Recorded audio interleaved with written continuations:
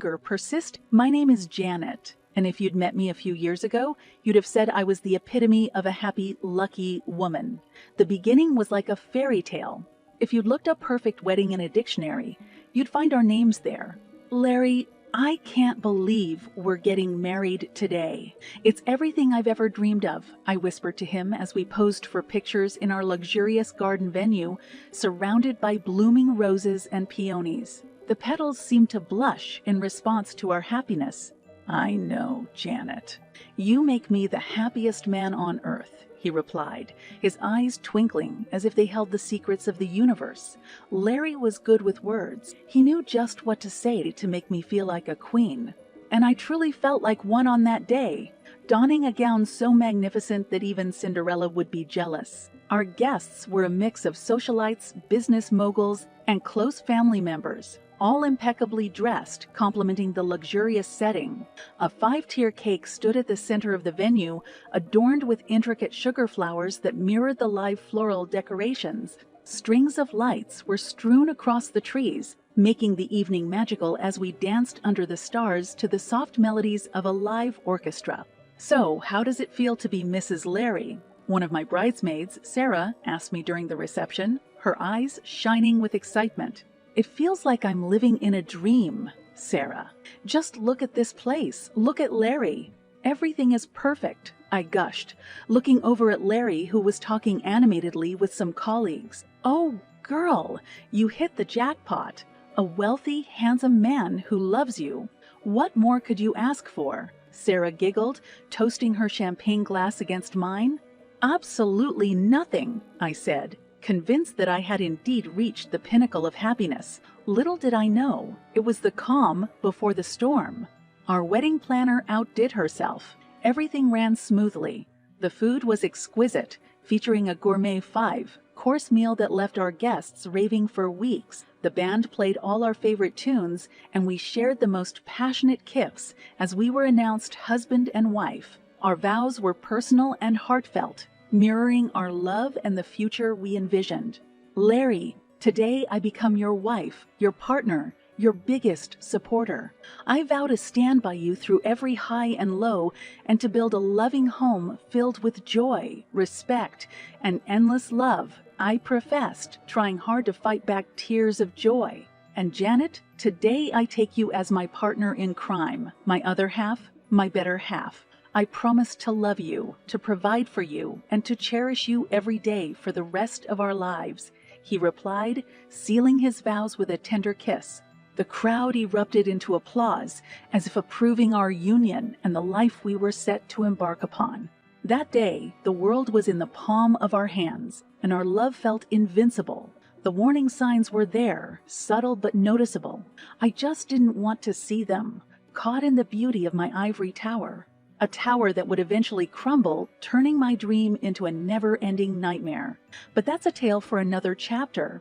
At that moment, life was a blossoming garden, and I was a flower at the peak of its bloom, unaware that seasons change, and even the most beautiful flowers can wither away.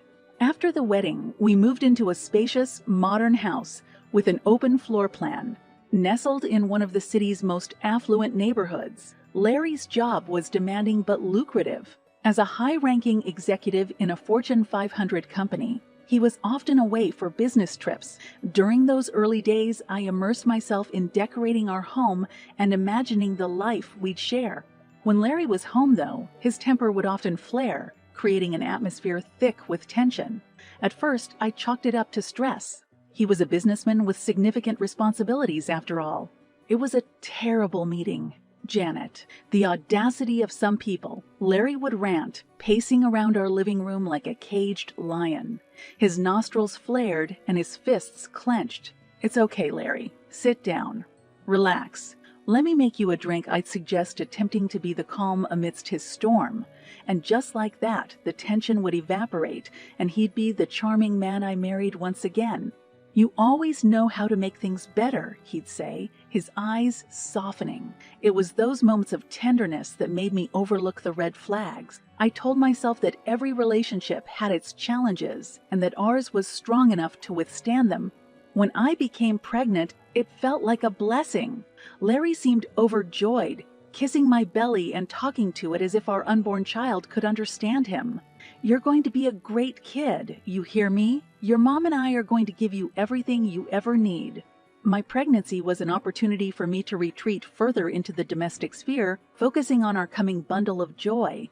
I painted the nursery, read all the books about parenting I could get my hands on, and even started attending prenatal classes. Larry's occasional bursts of anger persisted, but they seemed less significant in the context of our expanding family. Or so I told myself. "We need to get the best for our child," Larry said one day as we browsed through an upscale baby store. His eyes widened at the prices, but he didn't hesitate. "Get that stroller, the one with all the features. Money is no object when it comes to our family." And yet, as my belly grew, so did the tension. Larry began working late more often, using his job as an excuse to avoid spending time at home. I tried to tell myself that he was just stressed about becoming a father, but the little voice in the back of my mind whispered that something was wrong. A hidden fissure was growing in the foundation of our seemingly perfect life. "Larry, you've been coming home late, a lot. Is everything okay?" I asked one evening as he trudged through the front door past midnight, looking drained. "It's just work, Janet. High-stakes projects, lots of pressure. You wouldn't understand," he snapped, his words slicing through the air like a cold blade. "Okay, if you say so," I responded, swallowing the lump that had formed in my throat. I busied myself with chores and baby preparations, avoiding the nagging sense that something darker was going on. It was during this period that the true nature of our relationship began to reveal itself, like a mirror cracking to show a distorted reflection. I still clung to the memories of our wedding and the promise of a family, ignoring the signs that the man I had married was not the man standing before me. Each outburst, each cold shoulder, each disdainful remark, they were all fractures that foreshadowed the shattering of my life, my family, and my self-worth. But sometimes the most significant disasters are those you never see coming, even when the signs are right in front of you. Months rolled on, and the impending birth of our child brought a mix of joy and uncertainty. I spent my days preparing for the new life we would welcome, but beneath the surface, I was gripped by an increasing sense of dread. My mind would often wander to Larry's frequent outbursts, his impatient snipes, and the thinly veiled aggression. The pantry ran bare one day. This wouldn't usually be a big deal, simply a matter of going shopping, but for some reason the emptiness of the shelves felt like a reflection of the growing void in our relationship. I checked my purse, realizing I had left my wallet in our bedroom, which was currently a makeshift home office for Larry. Not wanting to disturb him, I decided to take $50 from his wallet lying on the kitchen counter. It was for groceries, after all. Surely he'd understand. Larry returned home later that evening, and the atmosphere was different. I could feel the tension in the air, a storm brewing. He went to the kitchen counter, leafed through his wallet, and his face turned an alarming shade of red. "Janet, did you take money from my wallet?" His voice was dangerously low. "I did," I admitted, clinging to the naive hope that honesty would defuse the situation. "I needed to get groceries, and I didn't want to disturb you while you were working." His response came in a vehement burst. "You think you can just take money out of my wallet like a beggar? Without asking?" "I needed to buy food for us. I thought you'd want me to take care of the home," I stammered, feeling the walls close in on me. His eyes narrowed. "You're nothing more than a beggar janitor in this house." And then, before I had time to even process his words, his hand struck my face. The force of the slap threw me off balance. I screamed as I tumbled to the ground, clutching my belly, feeling an acute, piercing pain. It was as though a switch flipped in Larry. His face paled, realizing the gravity of what he had done. He hurriedly dialed 911, shouting into the phone, "I need an ambulance. My wife fell, and she's pregnant." The ambulance arrived, its siren wailing like a mournful cry, echoing my own agony. Larry paced around, muttering, "Oh God, what have I done? What have I done?" The paramedics lifted me onto a stretcher, their faces masks of professional concern. As I was rushed to the hospital, every bump in the road sent a jolt of pain through me. I knew something was terribly wrong, but nothing could prepare me for the soul-crushing weight of the loss I was about to endure. It was too late. By the time we reached the hospital, the worst had already happened. Despite the medic's best efforts and Larry's hollow apologies, I miscarried. Our unborn child, the life we were so eager to welcome into the world, was gone. Just like that. As I lay in the hospital bed afterward, it hit me. Larry was the root of this unspeakable tragedy. This was no accident. It was the result of his unchecked anger, his cruel arrogance, his utter failure as a husband and as a soon-to-be father. The breaking point had arrived, tearing apart the last fragile threads holding our marriage together. From that moment on, the path forward was a one-way street, and it was one I would walk alone, fueled by a newfound, burning desire for justice. A few days later, I was discharged from the hospital. Each step I took felt like I was walking on shards of broken glass, my heart and body irreparably damaged. But even then, I knew I had to keep moving. I knew I had to keep moving. I couldn't afford to stand still.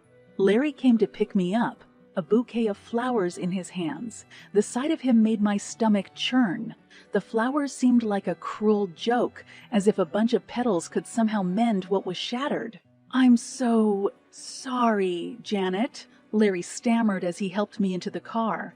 His eyes never met mine, as if he were afraid of what he would see. "Don't," I said, cutting him off. "Just don't." The car ride home was a journey through a psychological minefield.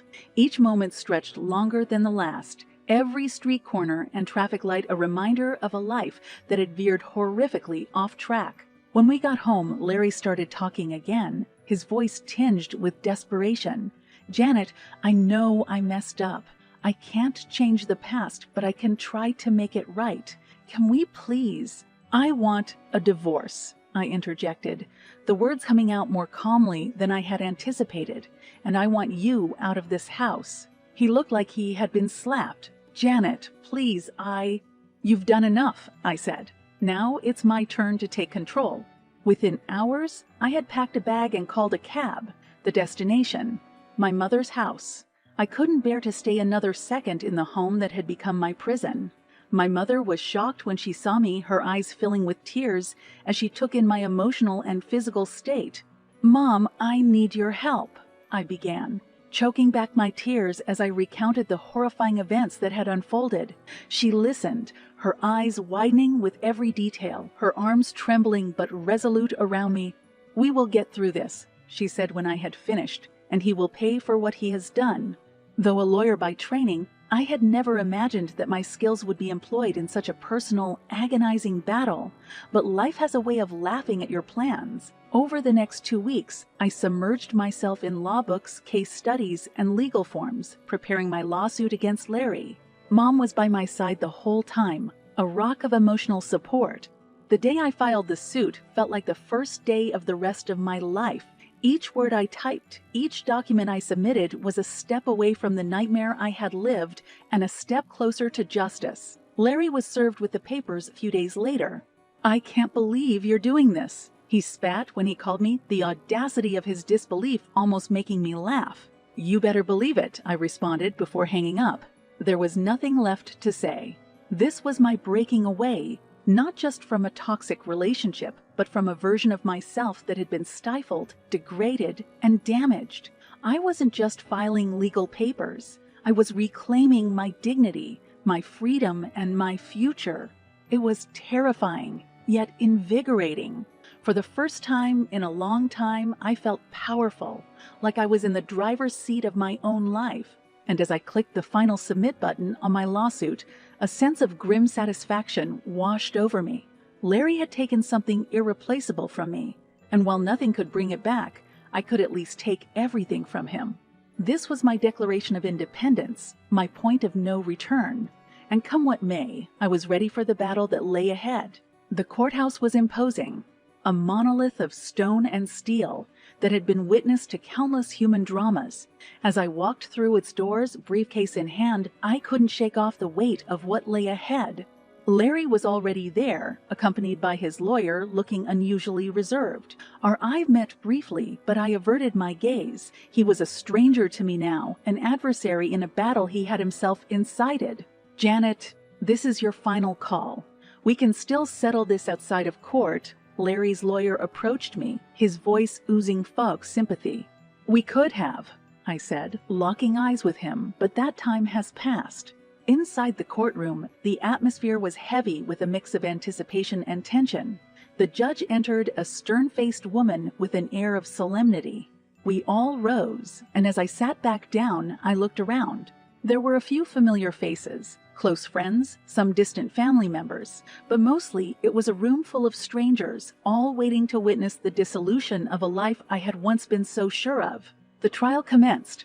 Larry's lawyer was good, building a narrative that portrayed Larry as a loving, caring husband who had had a momentary lapse in judgment, an aberration that shouldn't define his life. When it was my turn, my lawyer, actually a close friend from law school, presented the facts, but more importantly, she humanized me, shifting the focus from Larry's momentary lapse to the irrevocable loss and suffering he had inflicted upon me. "Ladies and gentlemen of the jury, we are not here to examine a momentary lapse. We are here because a woman's life was ruined and a child was lost," she said, her voice tinged with a subdued yet palpable anger. Then came the testimonies, a parade of witnesses narrating their perception of our life. Friends, neighbors, even the paramedics who had rushed me to the hospital, they all painted a consistent picture.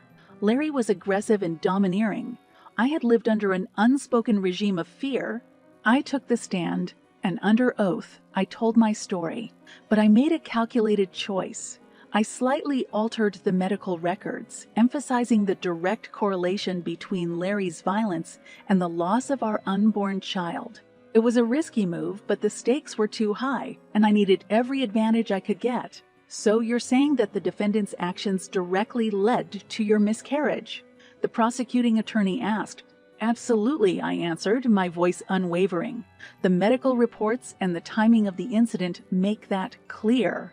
Larry's face turned a deep shade of red, but he was helpless, his past actions having brought him to this unenviable present. After the closing statements, the jury retreated for deliberation. The wait was agonizing, each tick of the clock amplifying the gravity of the impending verdict. Finally, they returned. The courtroom hushed into an expectant silence as the foreperson stood to read the verdict. "We find the defendant, Larry, guilty of inflicting particularly serious bodily harm and emotional distress." A collective gasp filled the room. Larry's face contorted in disbelief, while a wave of relief washed over me. The judge then ruled in favor of dividing his assets, half of which would go to me, and sentenced him to prison. As I stepped out of the courtroom, the victory felt bittersweet. While justice was served, it came at the cost of a life, a family, a future that would never be.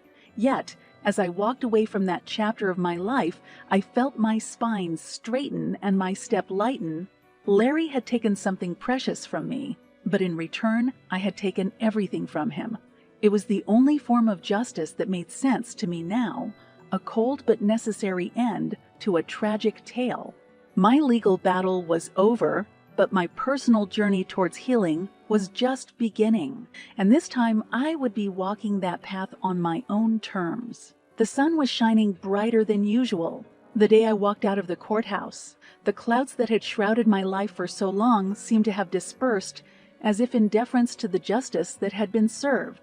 But even amid this newfound clarity, I knew there was a long road ahead filled with its own set of challenges and trials. Vindication in the eyes of the law was one thing. Personal vindication was another, more intricate battle.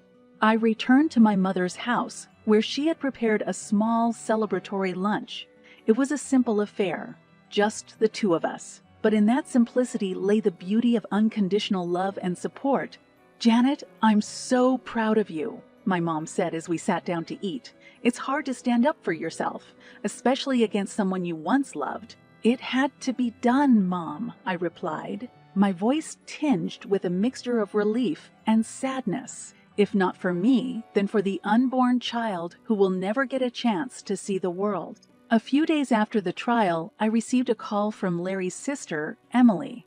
We had been close once, and the events that transpired had put an awkward strain on our relationship. "Janet, I just wanted to say that I'm sorry for what my brother did to you," Emily stuttered, her voice tinged with genuine sorrow. "I know sorry doesn't change anything, but I had to say it." "Thank you, Emily," I replied, pausing to find the right words. "I appreciate your compassion, but this is a path Larry chose for himself." "I understand," she said before hanging up. It was a brief conversation, but one that closed a lingering chapter, allowing me to move on without the burden of what ifs and could have beens. In the weeks that followed, I began putting my life back together. I reactivated my law license and started accepting cases again. I moved into a new apartment, smaller than the house I had shared with Larry, but infinitely more peaceful. Each box I unpacked, each painting I hung up on the wall felt like an assertion of my newfound